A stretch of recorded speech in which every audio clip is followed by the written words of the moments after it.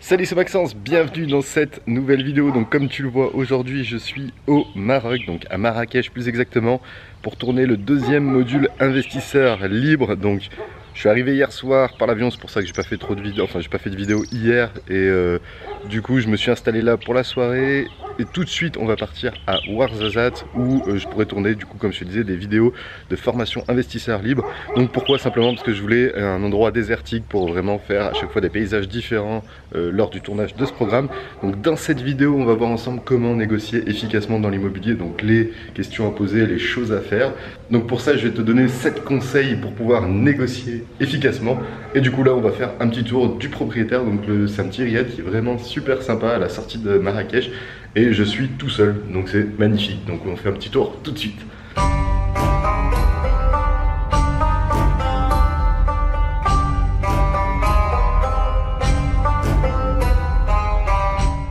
Ok, donc cela c'est l'arrivée du coup à la suite, donc la suite comme ils appellent ça ici. Donc je vais commencer à faire de plus en plus de vidéos sur les logements parce qu'apparemment ça vous intéresse, j'ai eu beaucoup de retours par rapport à ça. Donc voilà, petite vidéo par rapport au logement, c'est un peu le bordel. N'y tenez pas compte. Voilà, c'est super sympathique. Là on a une petite terrasse avec la piscine juste là. Honnêtement c'est génial, surtout que je suis tout seul, donc c'est encore plus magnifique. Et là du coup il y a la salle de bain, les WC, tout ça, donc avec une baignoire. Tranquille, en plus il y a des énormes hauteurs sous plafond, c'est vraiment super sympa. Là, une bonne petite douche.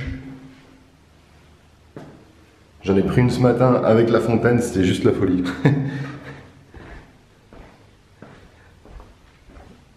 Voilà du coup pour ce qui était de cette petite visite de la chambre. Maintenant on va voir l'extérieur qui est vraiment super sympa je trouve. Il y a 2 piscines, un terrain de tennis. Enfin voilà, il y a plein de trucs. Je crois qu'il y a un petit hammam, un truc comme ça. C'est vraiment super. En plus j'ai fait un petit déjeuner juste de folie. D'ailleurs je vais te mettre un petit passage du déjeuner. C'était un truc de ouf. Donc je recommande ce riad. C'est Dar Laïda ou quelque chose comme ça. C'est la sortie route de Ouarzazate et c'est vraiment super cool. Donc voilà, maintenant je vais faire un petit tour ici.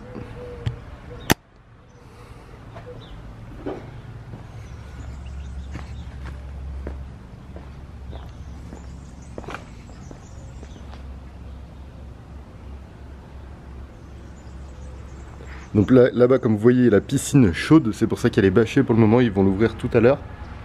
Et là, il y a la piscine un peu plus fraîche. Donc c'était super sympa parce que le soir, tout ça c'est éclairé. Et du coup, en fait, ça fait vraiment le petit chemin. C'est vraiment super sympa. Et du coup, bah, comme vous pouvez voir, c'est hyper calme. Il n'y a personne. Je suis tranquille. Ok, donc là, j'arrive dans la voiture. On prend la direction de Aït Ben Haddou. Désolé pour l'accent, il doit être pourri, mais bon, c'est un village fortifié qui est classé au patrimoine de l'UNESCO. Apparemment, c'est un endroit où il faut visiter si on va en direction de Ouarzazate. C'est un pote hier soir qui m'a dit d'aller le visiter, donc voilà, on part pour cette visite et j'espère que ça te plaira. Et du coup, c'est là-bas où je commencerai à te donner les 2 premiers conseils pour bien négocier efficacement dans l'immobilier.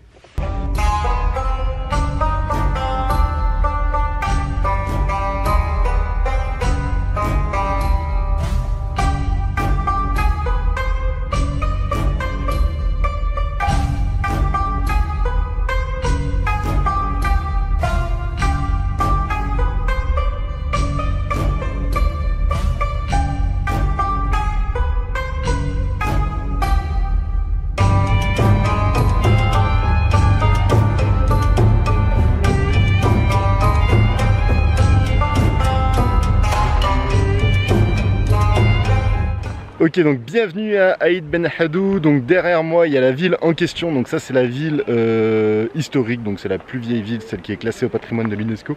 Et juste de l'autre côté il y a la nouvelle ville. Donc là actuellement on est dans un espèce de rivière qui peut devenir fleuve, je pense, à certains moments de l'année. Parce que tu vois que de part et d'autre t'as quand même de la flotte qui coule. Donc voilà. Tout à l'heure je vais aller faire un petit tour, on va visiter ensemble, mais juste avant du coup je peux te donner les 2 premiers conseils qui te permettront de négocier efficacement. Donc le premier conseil ça va surtout être d'avoir un maximum d'informations. Plus tu auras des informations par rapport à la vente, par rapport à énormément de choses, plus tu seras armé pour pouvoir appuyer ta négociation. Si tu commences une négociation alors que tu n'as aucune information, ça sert à rien parce que tu connais pas l'enjeu du vendeur, tu connais rien du tout, tu sais pas pourquoi est-ce qu'il vend, qu'est-ce qui est dans cet appartement. Donc l'idée c'est vraiment déjà de lister dans l'annonce tous les éléments qui pourront être intéressants pour ta négociation, genre des charges élevées, un PV d'AG qui est pas forcément top parce qu'il prévoit des choses. Donc voilà, essaye d'avoir un maximum d'informations. Plus tu auras des informations, plus tu pourras réaliser une grosse négociation, et une négociation qui sera fondée, parce que négocier pour négocier sans avoir des éléments, ça va être beaucoup plus facile, alors que si tu as un maximum d'informations et que tu transmets toutes ces informations, bah, ça te permettra du coup de lui montrer que bah voilà, tu t'es bien renseigné et que c'est justifié le fait que tu souhaites négocier. Et le deuxième conseil qui va un peu en relation avec ce premier, c'est de poser un maximum de questions, parce que du coup peut-être que tu auras des informations que tu vois pas forcément pendant la visite, ou alors que tu n'as pas forcément listé sur l'annonce, et du coup plus tu poseras des questions, plus ça te permettra d'avoir d'autres éléments, des éléments supplémentaires qui te permettront d'étayer ta négociation, comme par exemple depuis quand est-ce qu'il est propriétaire, depuis quand est-ce que le bien est en vente, est-ce qu'il y a des offres, pourquoi est-ce qu'il vend, enfin voilà, tous ces genres de questions qui te permettront d'en savoir plus. Plus tu connaîtras la personne que tu as en face de toi, l'interlocuteur, et du coup ses motivations pour vendre, et bah, du coup plus tes négociations seront efficaces. Donc analyse vraiment ça et maîtrise vraiment tous les éléments qui te permettront d'analyser en profondeur le vendeur et surtout pourquoi est-ce qu'il vend. Donc voilà du coup pour ce qui était de ces deux premiers conseils. Maintenant on part tout de suite à la visite du Xar.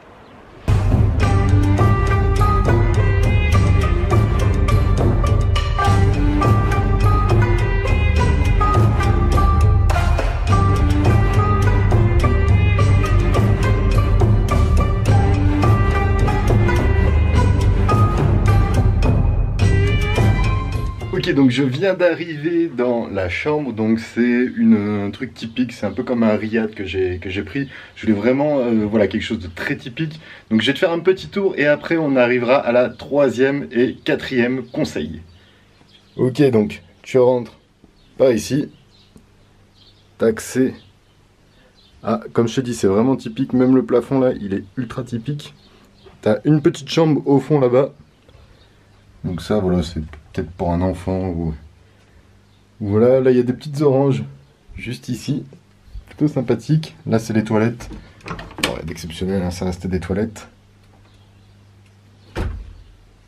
Et ici on a la chambre à coucher, donc voilà, plutôt sympathique. Plutôt pas mal. Donc voilà, et le mieux c'est la terrasse. Et voilà la vue qui est là-bas, donc ultra dégagée. Il n'y a rien, on est tranquille et c'est là qu'on prend le petit-déj, donc c'est plutôt sympa.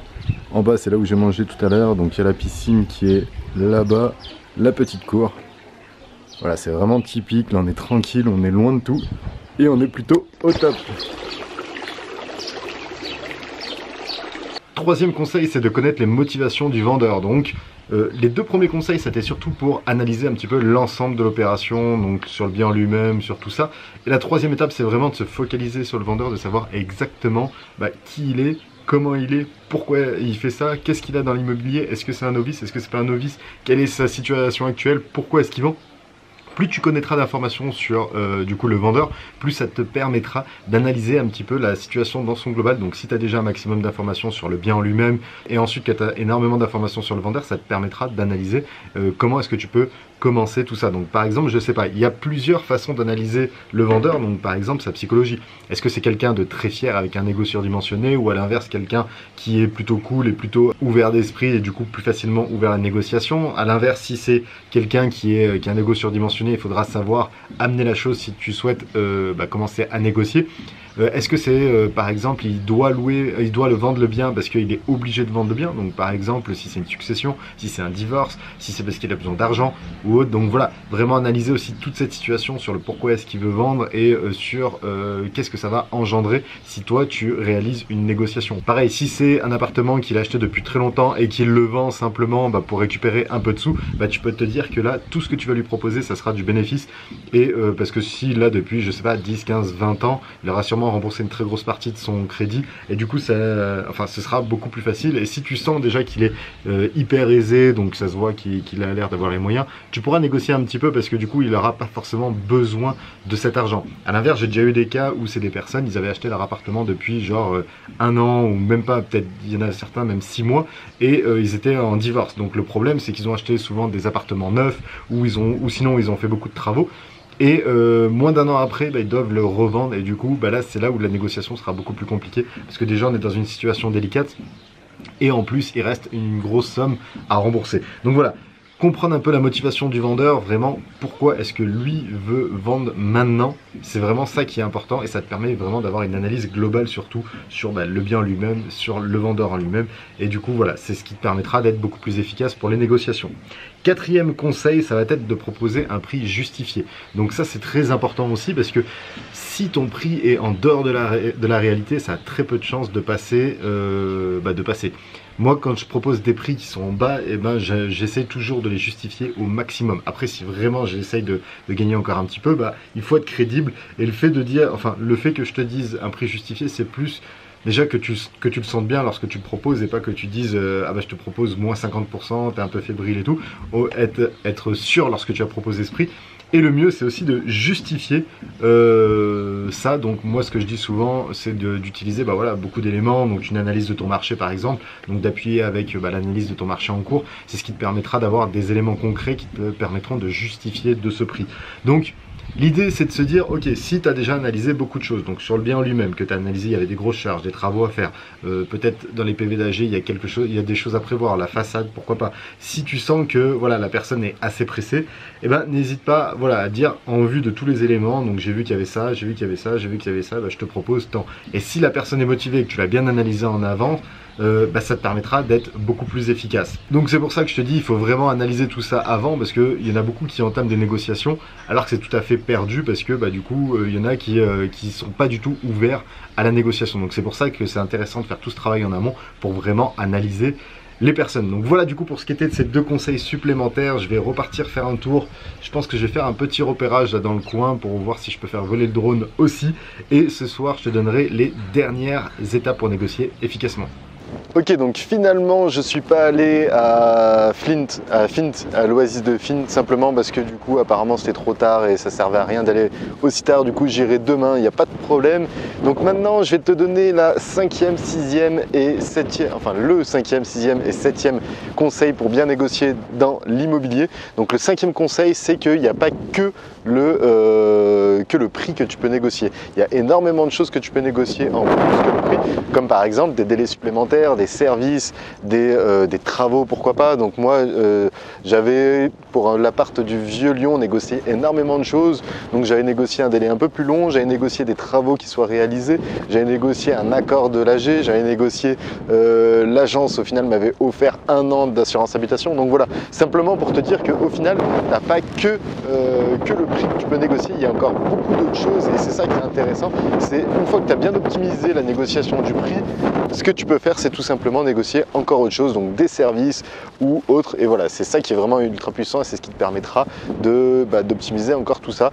Donc voilà, comme je te disais, tu as des délais supplémentaires. Donc si tu penses qu'au niveau du financement tu seras ric-rac, n'hésite pas à demander un délai supplémentaire avant. L'idée c'est vraiment avant. Après tu peux négocier tout un autre tas de choses, comme par exemple des conditions suspensives un peu limites, mais s'il n'y a pas forcément de monde. Donc voilà, part du principe que tu n'as pas forcément que le prix que tu peux négocier, il y a beaucoup d'autres choses qui peuvent être négociées dans l'immobilier, et c'est ça qui est intéressant. Et plus tu pourras négocier des choses à ton avantage, beaucoup mieux ça sera. 6e conseil, c'est toujours chercher le gagnant-gagnant. Donc comme dans n'importe quelle négociation, moi je te conseille toujours de trouver le gagnant-gagnant, ou du moins de faire penser à l'autre que l'autre est gagnant, et que toi aussi du coup que tout le monde est gagnant. Donc voilà, si par exemple tu proposes un prix bas, tu peux très bien dire que voilà, peut-être que je vous propose un prix bas, mais au moins je suis quasi sûr de pouvoir l'acheter. Donc vous aussi vous êtes gagnant, même si vous n'êtes pas gagnant au niveau du prix. prix, et ben vous êtes aussi gagnant parce que vous aurez pu vendre votre bien. Donc ça c'est valable uniquement si tu es dans un marché qui est peu tendu. Donc par exemple sur Lyon où les bonnes affaires restent pas longtemps, le marché